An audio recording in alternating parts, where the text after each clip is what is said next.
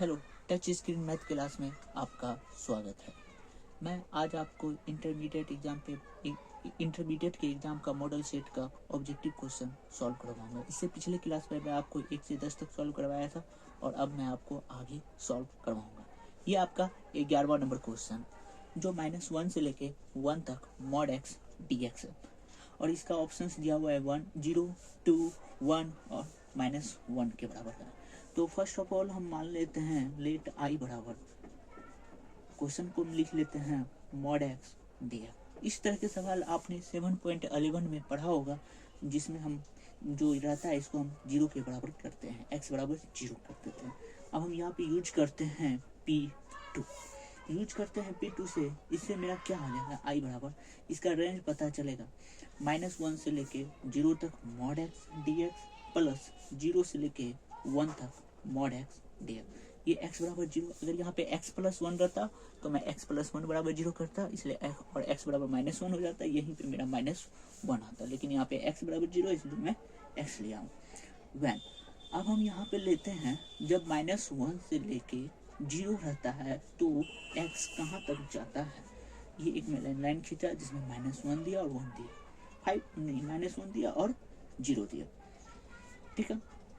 अब हम यहाँ पे मॉड एक्स, इसमें हम जब -1 पुट अप करेंगे तो क्या इसका मान आपका क्या आएगा। मॉड एक्स पुट अप करेंगे, मॉड एक्स की जगह पे -1 पुट अप करेंगे तो ये आपका +1 आ जाएगा, और 0 पुट अप करेंगे वो भी 0 होगा, जो कि ग्रेटर देन होता है 0 से। इसलिए हम लिख सकते हैं mod x is equal to x, greater than हो गया इसलिए हम एक्स लिखे, अगर लेस देन होता है तो हम यहाँ पे माइनस लगा देते हैं, ठीक है।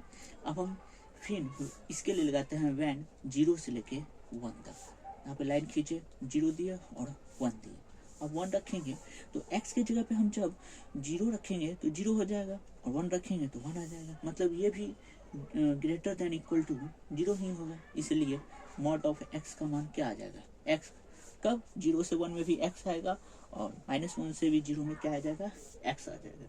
इसलिए अब हम i बराबर लिखते हैं -1 से लेके 0 मॉड आपका हट जाएगा, dx लिखा जाएगा इंटू 0 से 1 मॉड आपका हट जाएगा, dx लिखा जाएगा, ठीक है।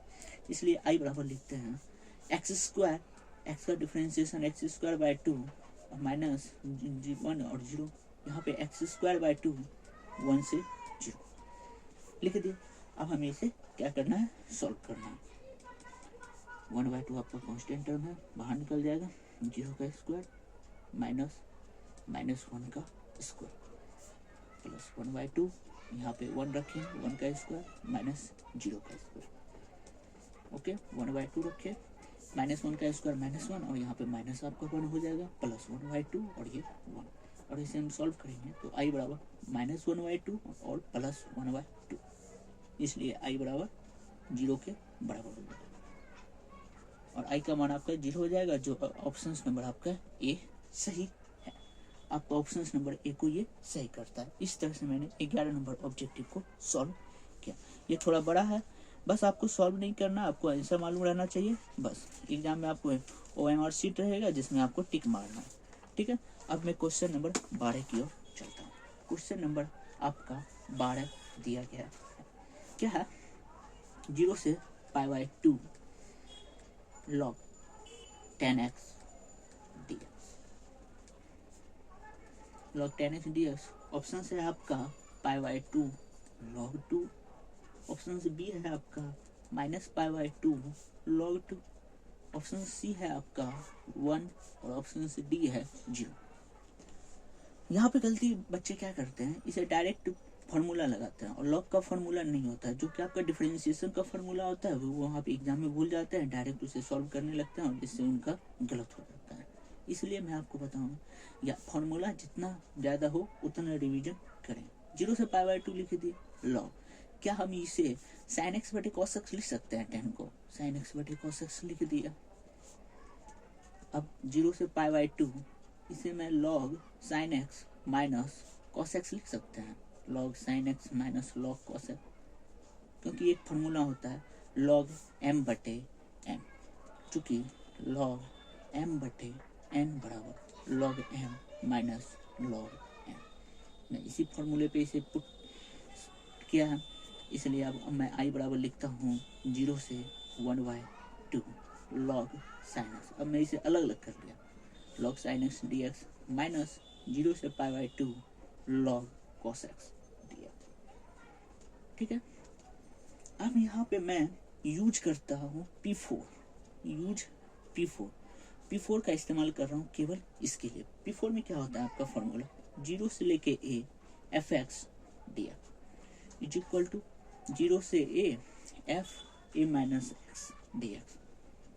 ठीक है, इसलिए i बराबर में यहाँ पे लिखा 0 से π/2 log sin x dx minus 0 से π/2 जो आपका है उसमें से मैं घटा रहा हूँ, तो घटाने पर क्या आ जाएगा cos π/2 माइनस x में हम केवल घटाएंगे π/2 को, इसलिए i बराबर 0 से π/2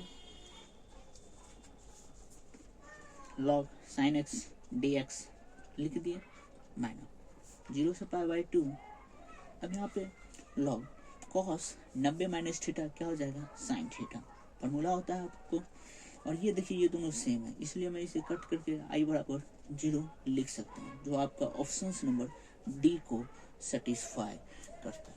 आपका ऑप्शन नंबर डी ये था, इसको सेटिस्फाई करता है। क्वेश्चन थोड़ा बड़ा है, केवल आपको याद समझना है क्या होता है। ये आपका क्वेश्चन नंबर 12 का सॉल्यूशन होगा। अब मैं आपको क्वेश्चन नंबर 13 सॉल्व करता हूँ। 13 नंबर आपका क्वेश्चन है 0 से 1 e to the power x dx। Option number 1 है 1 minus e, option number B है e minus 1, option number C है e plus 1, option number D है e। तो अब हम इसे सॉल्यूशन पे जाते हैं। सॉल्यूशन लेट, अगर आपको लॉन्ग क्वेश्चन आए तो आप इसी तरह सॉल्व करना, 0 से 1 e to the power x dx solution लिख देना, लेट लिख देना, इससे आपको नंबर नहीं काटेगा एग्जाम में। e to the power x का integration e to the power x में होता है। अब मैं upper limit minus lower limit कर रहा हूँ। ठीक है, अब e टू द पावर 1 ही हो जाएगा, माइनस किसी भी संख्या पे पावर 0 1 के बराबर होता है, इसलिए आपका ऑप्शन नंबर बी सही होगा। ठीक है, अब मेरा 14 नंबर क्वेश्चन है द इंटीग्रेटिंग फैक्टर इंटीग्रेटिंग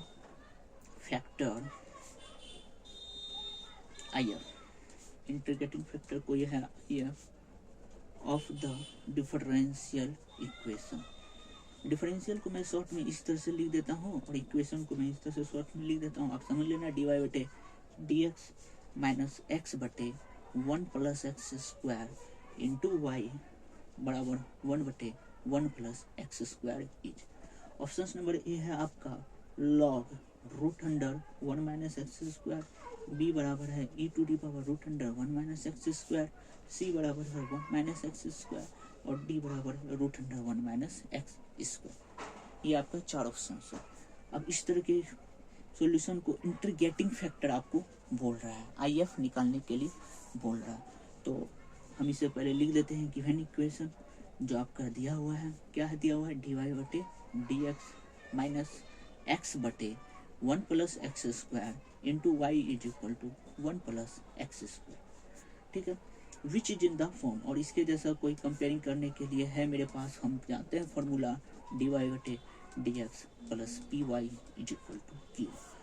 यहाँ पे हम p बराबर मेरा क्या हो गया माइनस एक्स बटे 1 plus x square and q बराबर 1 बटे 1 प्लस एक्स स्क्वायर।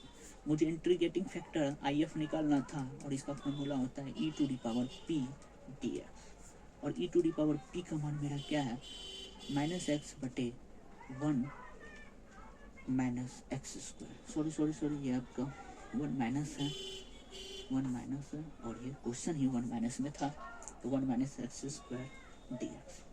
ठीक है, अब यहाँ पे हम पुट करते हैं 1 minus x square is equal to t मान लेते हैं, तो क्या हो जाएगा minus 2x into d x बराबर डी टी, और फिर उसके बाद minus x into d x बराबर डी टी बाय 2 लिख सकते हैं।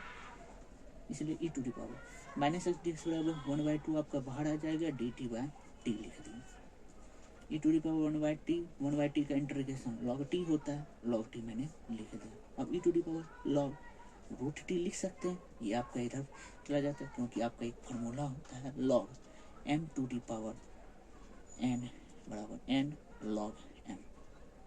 एन लॉग एम को लॉग एम एन लिख सकते हैं। उसी तरह अब मैं इसे आगे बढ़ा रहा हूँ, लॉग ये आपका कैंसिल हो जाता है, जो आपका रूट टी के बराबर होता है, और रूट टी बराबर आपका क्या हो गया 1 माइनस एक्स स्क्वायर, जो मैंने टी के जगह पे पुटअप किया था। ये आपका ऑप्शन नंबर डी सही है।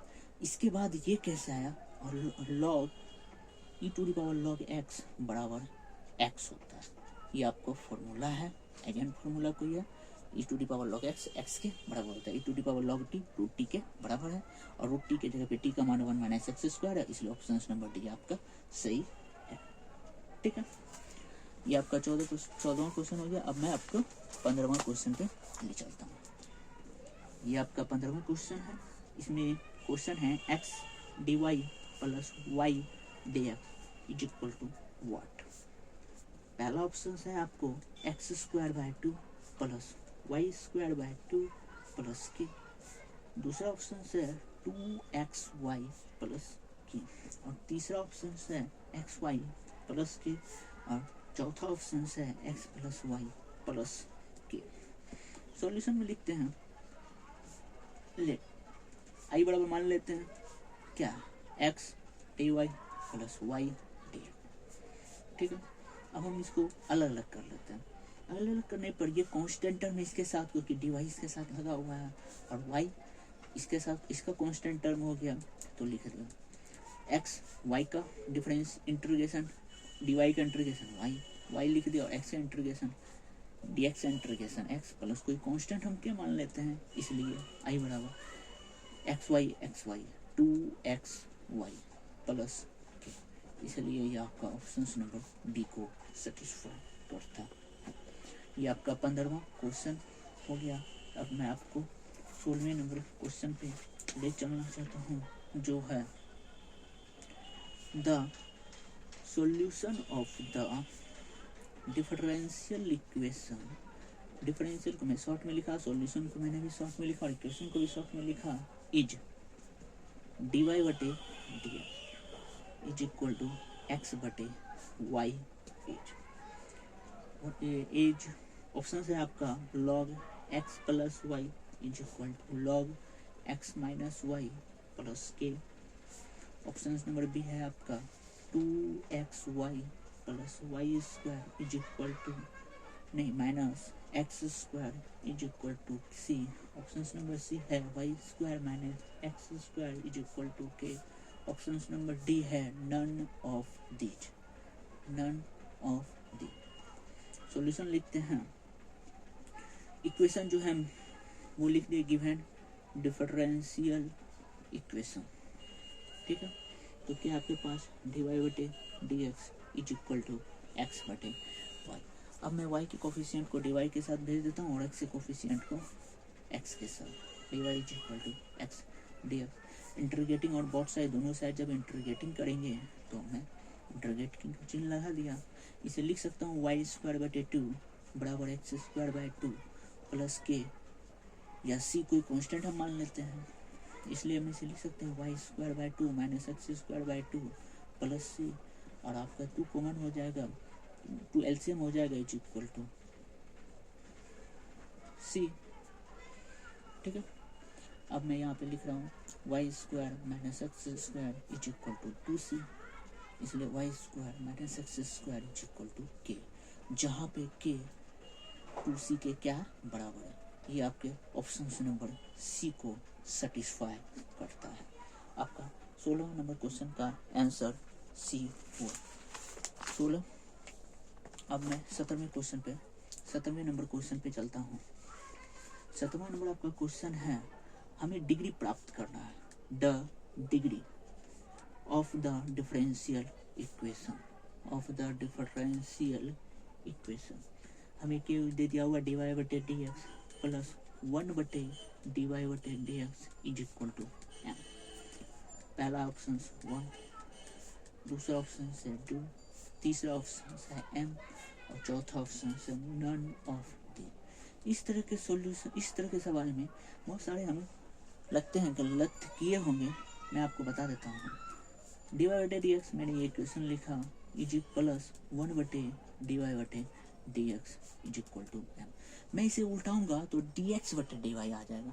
और मेरा इक्वेशन अगर डिग्री डिफरेंशियल इक्वेशन में प्राप्त करना होता है तो या फिर किसी भी डिफरेंशियल इक्वेशन को सॉल्व किया जाता है तो वो मेरा dy बटे dx में तो सारा dy बटे dx में होना चाहिए, dx बटे dy में नहीं होना चाहिए। इसलिए मैं इसे dx बटे dy बटे dx में बदलने के लिए उस साइड में माइनस करके भेज रहा हूँ, -1 बटे dy बटे dx। ओके, dy बटे dx एलसीएम उस साइड लेते हैं तो क्या हो गया आपका dy बटे dx, m इंटू dy बटे dx -1, ये इसके साथ मल्टीपल हो जाएगा तो क्या हो जाएगा dy बटे dx का होल स्क्वायर और is equal to m dy बटे dx -1।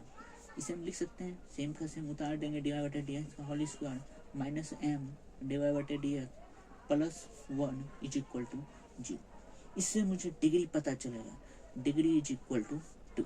इससे पहले अगर आप खोजते हैं तो डिग्री आपको लगता है 1 है, जो कि आपको सवाल को गलत कर सकता है। और यहाँ पे देखिए dy बटे dx भी है, dy बटे dx है, ना कि dx बटे dy। अगर dx बटे dy रहता है तो आपको उसे उल्टाना पड़ेगा, उसे ठीक करना पड़ेगा, जिससे आपका सही आंसर होगा। इसलिए ऑप्शन नंबर ये बी को सेटिस्फाई करता है।